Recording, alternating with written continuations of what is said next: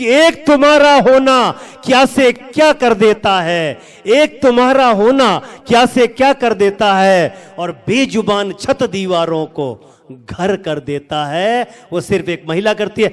Diksha Tiwari, welcome on the stage. मैं doctor Diksha ji से गुजारिश करूंगा कि वो मंच पर आए और हमें गर्भ संस्कार के बारे में कुछ शब्द, कुछ अल्फाज कहें। दीक्षा जी के लिए सिर्फ ये कहूंगा कि देहरादून जॉली ग्रांट एक कॉलेज है, वहां पर आपने MBBS किया है, दिल्ली में आकर आपने MS किया। उसके बाद न जाने क्यों ख्याल आया कि अपने दोस्तों को देखा, चारों तरफ देखा कि यहाँ पर फर्टिलिटी का प्रॉब्लम है, तो सबसे पहले वो काम करना है जो दुनिया में परेशानियों से घिरा हो, वो उसी को करने के लिए एक जज्बा लिया और इंदौर में यहाँ पर विवाह के पश्चात अपनी कर्म भूमि बनाया इंदौर को। और यहाँ आकर न जाने क्यों ऐसा लगा कि कुछ लोग बहुत परेशान हैं। परेशानी का कारण यही था कि उनको वो प्यार नहीं मिल रहा था, एक माँ का मतलब उनके कोई इशू नहीं था, तो उसको लेके आगे बढ़ने की उनकी कोशिश थी कि उसमें कहीं ना कहीं मेरा एक योगदान हो, और उसमें डॉक्टर अमित तिवारी जी ने उनकी बहुत हेल्प की। और GTV पर इनके बारे में बहुत से, आप जाएं YouTube में और दीक्षा तिवारी डालिएगा, GTV डालिएगा, उसमें मुख्यमंत्री जी का संदेश इनके लिए कहिएगा। जोरदार तालियां। मैं ज्यादा कुछ नहीं बोलूंगा, आप खुद मंच पर आए। Thank you.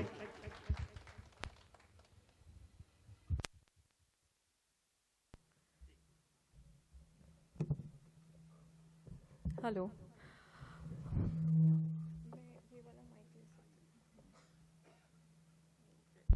हेलो,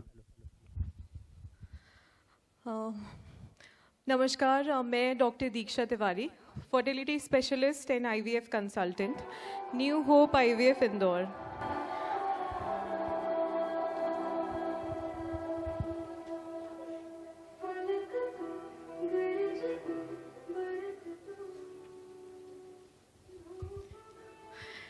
ये अभी रिसेंट सेलिब्रेशन है हमारा mothers day. We celebrated with our own patients. हमारे सारे पेशेंट्स अपने बच्चे लेके हमारे साथ आए थे, तो हमने मदर्स डे उन लोगों के साथ सेलिब्रेशन किया था। तो this is a small video जो उन्होंने दिखाया। तो आज गर्भ संस्कार के इस सेलिब्रेशन में हम लोग सब यहाँ पर इकट्ठा हुए हैं। गर्भ संस्कार जो है वो ऑफ कोर्स गर्भ में दिया जाने वाला संस्कार है, जो हमारी बहुत पुरानी परंपरा रही है। जब हमने अर्जुन महाभारत के टाइम पे ये सुना था कि अभिमन्यु ने चक्रव्यूह में घुसना गर्भ से ही सीख लिया था, तो ये तब से चली आ रही चीज़ है, जिसके मेन 3 स्तंभ होते हैं, जिसमें महिला को दिया जाने वाला आहार बहुत इम्पॉर्टेंट है, उसको योगा की exercises and yoga is very important, and बच्चे से किया जाने वाला संवाद। ये 3 इसके मेन पिलर्स होते हैं विच इज़ वेरी इम्पॉर्टेंट। तो गर्भ संस्कार के बारे में तो डिटेल बाकी और स्पीकर्स एंड मुक्ता मैडम बताएंगी। तो गर्भ संस्कार तो गर्भवती महिलाओं के लिए है, बट हम उन महिलाओं से रोज़ मिलते हैं, बात करते हैं, उनका दुख दर्द शेयर करते हैं जो कि गर्भवती नहीं हो पा रही हैं, because they are trying regularly for pregnancy and they are not able to get pregnancy.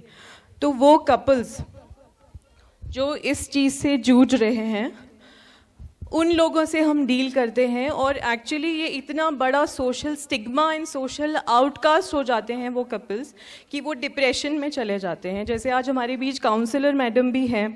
Counselling is very important part in IVF, and specially जो कपल्स जूझ रहे हैं इनफर्टिलिटी जब हम कहते हैं, तो उस महिला को इतने नामों से संबोधित किया जाता है जो मैं यहाँ मन से बोलना भी नहीं चाहती हूँ, बिकॉज़ उनको कोई अपने बच्चे को हाथ नहीं लगाने देता, उनको अपने फैमिली फंक्शंस में बुलाया नहीं जाता, उनको एकदम बाहर कर देते हैं सोसाइटी से, जैसे उन्होंने कुछ क्राइम किया है। तो वो एकदम अलग थलग पड़े रहते हैं, बाहर निकलना बंद कर देते हैं और डिप्रेशन में चले जाते हैं। उन लोगों से हम रोज़ मिलते हैं, और जब हम उनकी फैमिली बनाते हैं, जब उनको बच्चे का सुख देते हैं, तो जो वो खुशी के आंसू हमें मिलते हैं, वो हमारा रियल गिफ्ट है। अगर आप देखें तो they become really happy, and उनकी फैमिली कंप्लीट करना हमारा मेन लक्ष्य है। ये मैंने तब डिसाइड किया जब I was pursuing my post graduation in Delhi. मैं बेसिकली जैसा सर ने बताया, मैं उत्तराखंड से हूँ, तो दिल्ली में ग्रेजुएशन के टाइम पे मैंने ये सारी समस्याएं देखी। Then I decided to pursue infertility treatment, which is a very important part nowadays. इसमें इम्पॉर्टेंट है ये समझना कि सिर्फ महिला ही रिस्पॉन्सिबल नहीं होती है इनफर्टिलिटी के लिए, एक कपल रिस्पॉन्सिबल होता है, जिसमें 50% केसेस में पुरुष ही रिस्पॉन्सिबल होता है। तो हर चीज़ के लिए महिला को जिम्मेदार ठहराना सही नहीं है, क्योंकि हमारे समाज में हर चीज़ के लिए महिला रिस्पॉन्सिबल है। घर में कुछ आटा भी ख़त्म हो जाए तो इनने काम नहीं किया, खाने में नमक कम है, इन्होंने नहीं किया, बर्तन नहीं धुले, इन्होंने नहीं किया, बच्चे ने कुछ भी गड़बड़ किया, इन्होंने नहीं किया। And this is associated with fertility also. बच्चा नहीं हो रहा है तो इन्हीं की वजह से नहीं हो रहा है, हो सकता है उनका कोई रोल ही नहीं हो इसमें। तो इसलिए कपल्स को ये समझना बहुत इंपॉर्टेंट है कि अभी टेक्नोलॉजी बहुत एडवांस हो गई है। अगर वो टाइम पे आते हैं तो हो सकता है कुछ बेसिक दवाई गोली से ही उनका इलाज हो जाए और विद इन 1 to 2 months वो प्रेगनेंसी पा लें। और या फिर IUI है या फिर IVF है, देयर आर मेनी टेक्निक्स। अगर हस्बैंड के शुक्राणु नील भी हैं, ज़ीरो भी हैं, तब भी we have techniques to give them pregnancy with their own sperms. अगर नील काउंट है उसके बाद भी वो अपने स्पर्म से बच्चा कर सकते हैं। तो techniques and technologies now have become very very much advance. तो इसकी अवेयरनेस होना बहुत ज़रूरी है। तो कुछ चीज़ें मैं बताना चाहती हूँ। जैसे ये IUI प्रोसीजर है, सिंपल प्रोसीजर है और कुछ भी नहीं, OPD प्रोसीजर है। इसमें हम एक कैथेटर के थ्रू सीमेन सैंपल इंजेक्ट कर देते हैं। ये IVF एंड ICSI टेक्निक है, जिससे हम एक एग, जो ये एग दिख रहा है एक होल्डिंग पेपेट में, इसके अंदर हम स्पर्म इंजेक्ट कर देते हैं। तो यदि हस्बैंड का 1 मिलियन काउंट है, 2-4 स्पर्म भी हैं, तो भी हम स्पर्म एक एग के अंदर डाल के प्रेगनेंसी कर सकते हैं। ये दूसरा एग है जो कि अगेन हम ले सकते हैं। इसमें जो PPT थी पहले, वो कहाँ है? शुरू में PPT खोलो।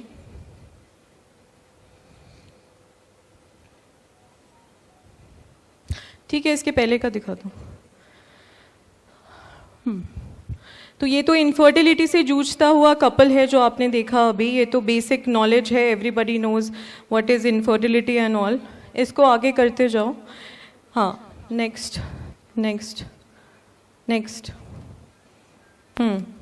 नेक्स्ट नेक्स्ट नेक्स्ट आगे। ये है ल्यूइस ब्राउन, जो कि दुनिया की पहली टेस्ट ट्यूब बेबी है, जो आज से 40 साल पहले पैदा हुई थी। इनकी मदर को ट्यूब में प्रॉब्लम था, तो इसलिए ये IVF टेक्निक इजाद हुई और अब ये खुद भी माँ बन चुकी हैं। तो IVF एक मिथ जो जुड़ा है IVF से कि यदि बच्चा IVF से हुआ है तो आगे बच्चा नहीं होगा, but she is the real live example कि इनका खुद ल्यूइस ब्राउन पैदा होने के बाद इनके बच्चे हो चुके हैं। ये है हर्षा चावला, जो इंडियन टेस्ट ट्यूब बेबी पैदा हुई थी। तो ये IVF टेक्निक है जिसमें एक एग के चारों तरफ हम स्पर्म छोड़ देते हैं और स्पर्म खुद अंदर जाता है। ये पुरानी टेक्निक थी IVF। अभी जो मैंने दिखाया वो ICSI टेक्निक था, जिसमें हम एक के एग के अंदर स्पर्म डाल देते हैं। तो न्यू होप हमारे सेंटर का नाम है। न्यू होप मैंने नाम इसलिए रखा है because there is always a hope for every couple, every person. एक नई उम्मीद के साथ आगे ज़िंदगी शुरू कर सकते हैं। आज हमने इस फील्ड में काम करते हुए इंदौर में हमारे 2 सेंटर हैं, एक वायन रोड पे है रानी सती गेट के ऑपोजिट, एक अन्नपूर्णा में है, एक गुना में हमारी ब्रांच है, and upcoming now we are planning in Bhopal and Gwalior also. So by the grace of God we are giving good success rate to everyone. And हम लोग जो माँ बनने का सुख दे पा रहे हैं भगवान की दया से, तो वो बहुत ब्लेसिंग है और ये एक्चुअली में बहुत बड़ा सुख है। और जो बच्चे हमसे मिलने आते हैं, पेरेंट्स बच्चों को लेके आते हैं, that is the real God's gift which we get every day. Thank you so much.